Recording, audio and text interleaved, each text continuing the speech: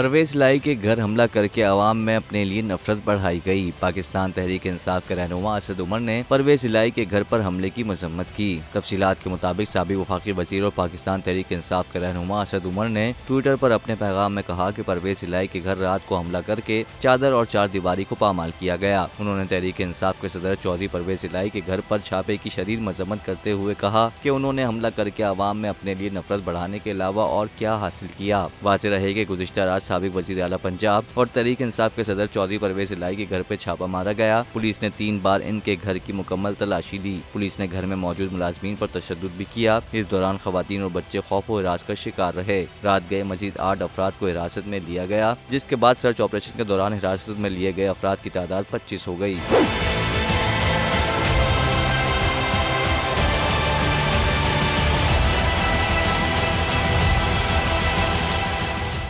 हवाए नफ्स की है हुक्मरानी, लुटेरा कर रहा है पासबानी। बोल न्यूज के मार्केटिंग हेड आकाश राम ताहाल लापता, तफ्तीशी इदारे जवाब देने से कासिर। अहले खाना परेशान, बेटे की जुदाई में माँ गम से निढाल। जो बच्चो हिंदू हुआ पर आए थे जो को पाकिस्तानी, मुझे मेहरबानी करे पंजो आकाश वापस कयो।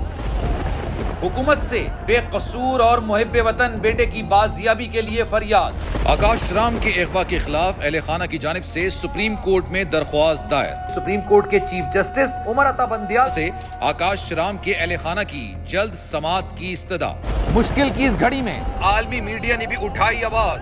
CNN, आज तक, इंडिया टुडे, टाइम्स नाउ समेत आलमी मीडिया ने आकाश राम के अगवा के खिलाफ दिया बोल का साथ। उफ क्या जुल्म है, बोल इंसाफ का मुंतजिर।